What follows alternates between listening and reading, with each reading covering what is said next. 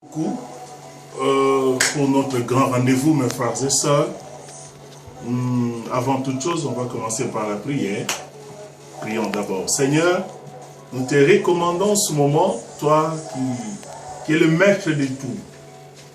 Tu connaissais la journée d'aujourd'hui et ce moment précis pour que nous puissions annoncer encore ta pensée. Règne à maître, ou induis ma tête et mes lèvres afin que je transmets avec fidélité ta parole. Au nom de Jésus-Christ, nous avons ainsi prié et nous disons Amen. Amen. Bien-aimés dans le Seigneur, que Dieu vraiment soit abondamment loué, exalté encore pour cette occasion que le Seigneur nous donne.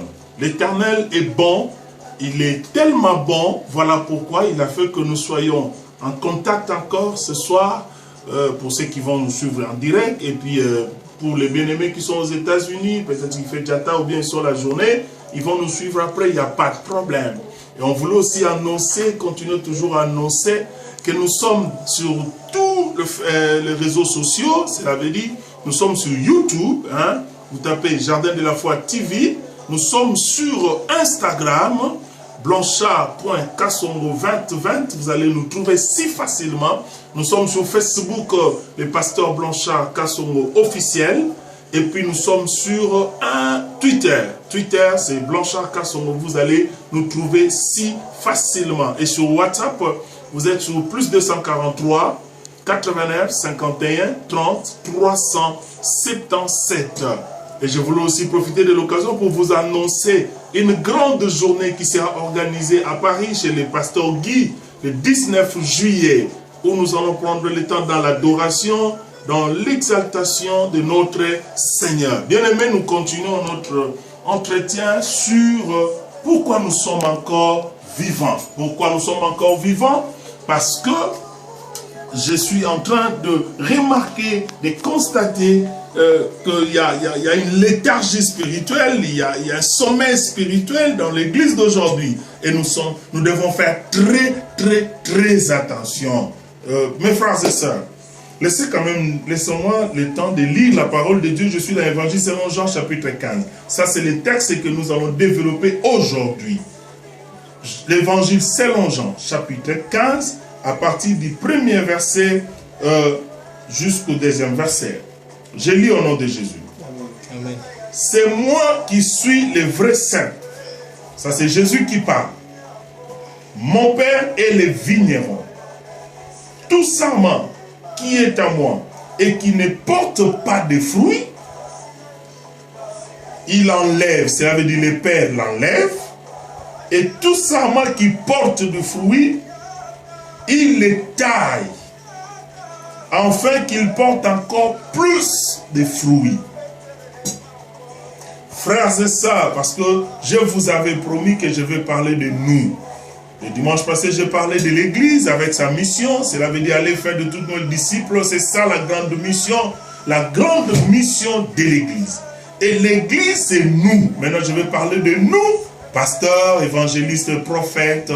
Je vais parler des équipiers, cela veut dire intercesseurs, gagnants d'âme, partenaires. Je vais parler de celui qui arrange les chaises à l'église. Je vais parler de celui qui chante, cela veut dire des adorateurs. Je vais parler des anciens, des diacres, nous tous bien-aimés, parce que c'est nous qui formons l'église de Christ. Et cette église est appelée à accomplir la vision de Dieu. L'église est appelée à voir comme Dieu. Cela veut dire la manière dont Dieu voit les choses présentement.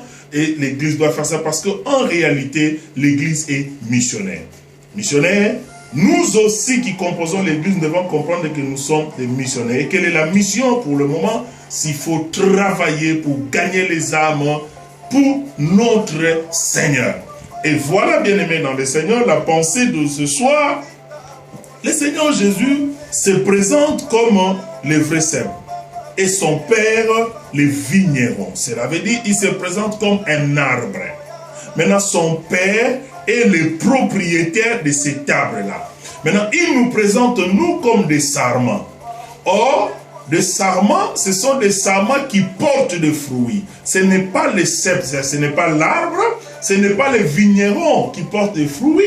Le vigneron, lui, il est là pour arranger son arbre. émonder son arbre, ça veut dire mettre du fumier. Maintenant, en retour, l'arbre va donner les sèves dans le sarment, et après le sarment va donner le vitamine dans le feuille et puis dans le fruit. Maintenant, nous, ici, par rapport à ces textes, nous sommes représentés comme des sarments. Maintenant, en tant que sarment, écoutez ce que Jésus dit, si les sarments ne portent pas de fruits, son Père, donc cela veut dire Dieu lui-même va couper et retrancher. Mais si par contre il porte des fruits, qu'est-ce que le Père viendra? Il va encore émonder, il va encore mettre du fumier, afin que ce sarment-là porte encore beaucoup de fruits. Frères et sœurs, le cep c'est l'arbre qui porte beaucoup de fruits.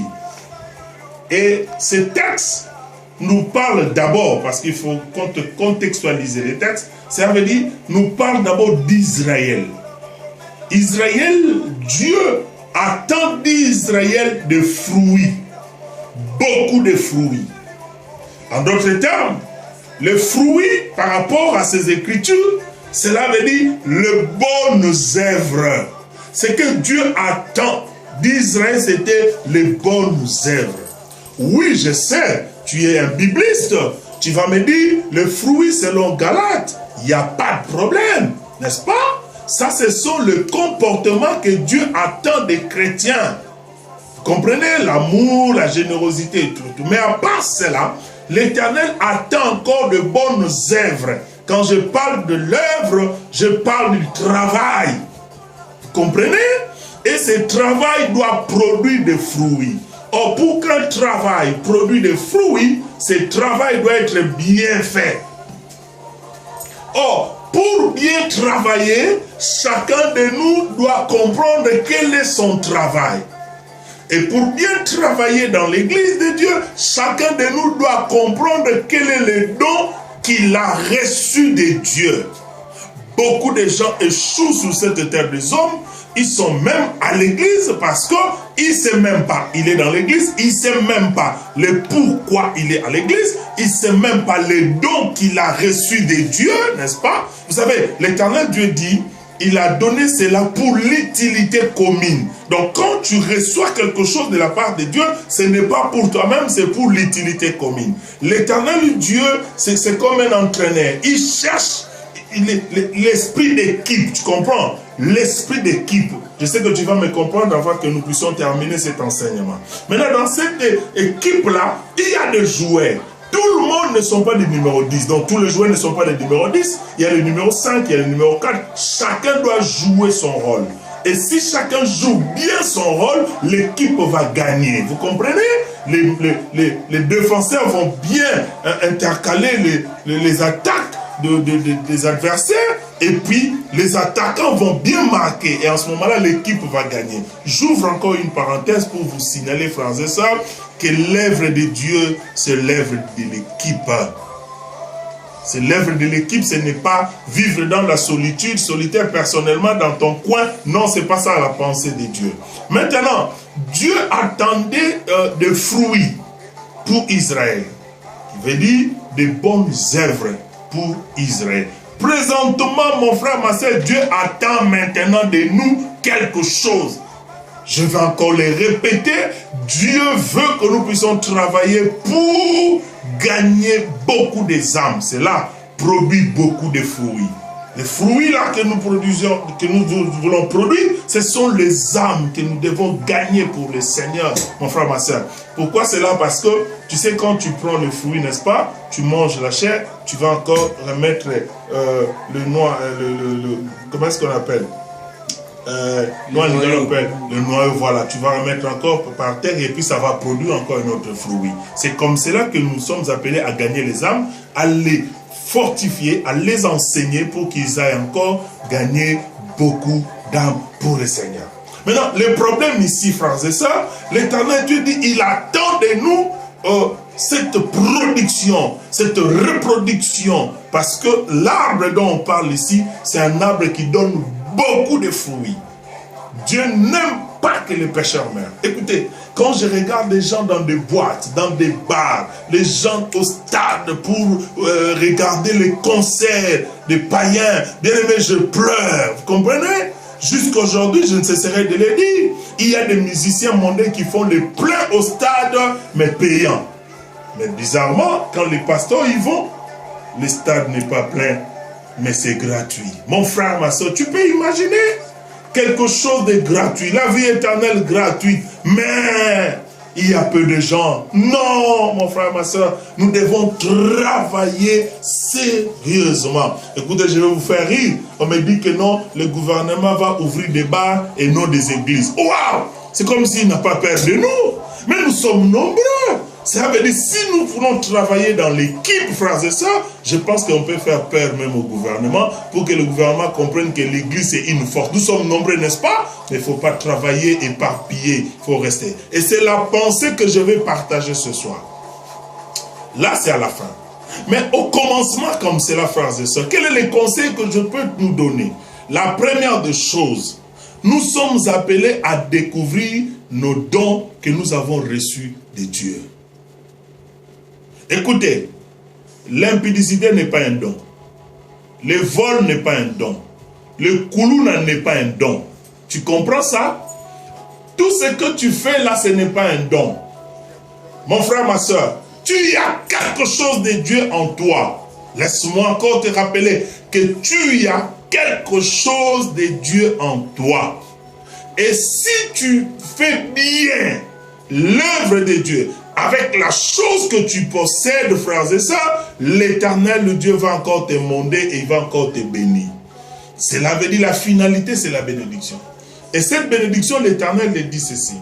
Vous serez bénis ici, n'est-ce pas, au centuple, après quoi vient la vie éternelle. Et là aussi, dans la vie éternelle, il y a des couronnes qui nous attendent. Oh, mes frères et sœurs, nous sommes obligés de bien travailler. Et la première des choses, tu dois découvrir les dons que tu as. Découvre la grâce que tu as reçue de Dieu, n'est-ce pas? Et vous serez d'accord avec moi. La deuxième des choses, c'est de mettre ces dons en pratique. Travailler pour ces dons-là. Nous sommes à l'église, mon frère, ma soeur, nous souffrons des fois parce qu'il n'y a pas, il y a peu des intercesseurs, mais oh, il y a des gens qui ont la grâce, frères et sœurs. Il y a des gens qui sont appelés à l'évangélisation. Il y a des gens qui sont appelés au protocole sécurité. Il y a des gens qui sont appelés au partenariat, pardon. Donc ça veut dire, lui, il est là seulement pour donner l'argent. Écoutez, même quand nous nous mettons devant le podium dans des campagnes d'évangélisation, nous prêchons, les âmes sont sauvées. Laisse-moi te dire, c'est l'œuvre de tout le monde, mon frère. Ce n'est pas seulement les pasteurs qui ont prêché, les âmes sont gagnées, c'est son œuvre. Non! Tout le monde a travaillé. Écoutez, s'il n'y avait pas celui qui devait balayer, on allait prier dans la saleté, Dieu n'aime pas.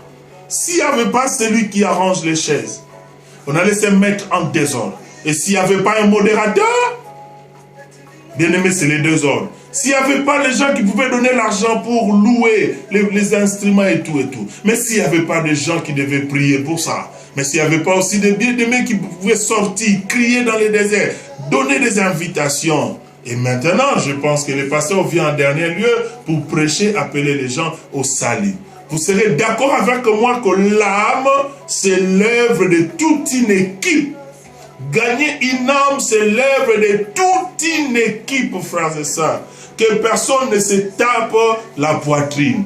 Et la troisième des choses, frères et sœurs, cela veut dire, après avoir découvert la grâce que tu as, de mettre au service de Dieu, la troisième des choses, il faut comprendre le mystère de la complémentarité. Cela veut dire, tu n'es pas appelé à travailler seul. Tu es appelé à travailler en équipe, frères et sœurs. Je vais vous donner un exemple. Maintenant, tu as la grâce, tu me suis, n'est-ce pas? Mais s'il est bien aimé, que tu ne vois pas, s'il n'était pas là, frères et sœurs, ça allait être difficile pour moi pour que j'arrive chez vous, n'est-ce pas? Il fallait qu'il soit là, il mette la lumière. Tu vois, aujourd'hui, tu me vois très bien là, très clair. C'est parce qu'il y a des gens qui sont là chargés de la lumière, n'est-ce pas? Et puis tu vas nous suivre sur YouTube parce qu'il y a des techniciens, des informaticiens qui sont en train de travailler. Il y a une de mes filles qui m'a appelé, qui dit, papa, cette prédication m'a beaucoup aidé, détester le mal. J'ai dit, voilà, ce n'est pas seulement mon œuvre. Même celui qui avait donné l'argent pour les mégas, tous, c'est une équipe. Maintenant, il faut comprendre que nous sommes appelés à travailler dans la complémentarité, dans l'unité. Tu sais ce qui tue l'église aujourd'hui, c'est ça. C'est vraiment ça. Chacun veut travailler dans son coin. Chacun veut se faire voir. C'est lui le grand. Je suis le grand de tout le monde. Frères et sœurs, la Bible dit, si tu te crois grand, sache qu'il y a un grand au-dessus de toi. Le grand de nous tous, c'est Jésus lui-même. Le grand de nous tous, c'est celui qui nous a donné les dons. Le grand de nous tous, c'est celui à qui nous allons rendre compte à la fin de toutes choses, mon frère, ma soeur. Et celui-là, c'est Dieu lui-même. Pourquoi? Parce qu'il peut bien se taper la poitrine pour dire, la grâce que tu as, c'est moi. C'est moi qui ai déposé ça en toi. Maman, tu me suis maintenant. La quatrième de choses, mon frère, ma soeur, il faut éviter les divisions. Tu comprends? Tu as la grâce de Dieu, tu as besoin de l'autre, comme je disais tantôt, mais il faut travailler pour que la division ne vienne pas. Tu sais, la division, c'est l'œuvre du diable, mon frère, ma soeur. La division, c'est l'œuvre de l'ennemi, mon frère, ma soeur. Vous savez, Dieu n'aime pas la division, parce que c'est l'œuvre de l'ennemi. C'est l'œuvre de l'ennemi. Regarde comment vous travaillez à l'église. Tu n'aimes pas ce frère-là, tu ne parles pas avec celui-là. Non, c'est l'œuvre de l'ennemi. Oui, regarde-moi dans ces pays, ici nous sommes frères et sœurs. Chacun veut travailler, je ne sais pas, pour son chef, il veut travailler pour ses parents, pour ses propres intérêts. Ici, frères et sœurs, nous parlons de l'intérêt de Christ, frères et sœurs. Or, la Bible dit, cherchez premièrement le royaume des cieux et sa justice, le reste vous sera donné par-dessus, frères et sœurs. Tout ce que nous cherchons, Dieu est capable de nous les donner, mon frère, ma sœur. Comprends? Il faut éviter la division quand nous travaillons dans l'église de Jésus-Christ. La cinquième des choses, frères et sœurs, il faut travailler sous la direction de ton leader. Tu comprends?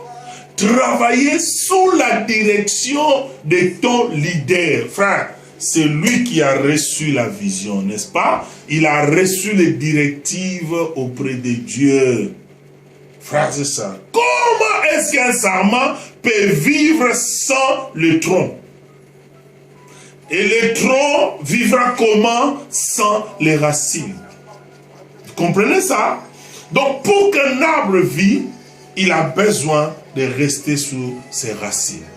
Maintenant, ce sarment-là doit être collé sous le tronc sous les racines, pour recevoir la vitamine qu'on appelle le cerf, donc pour vivre.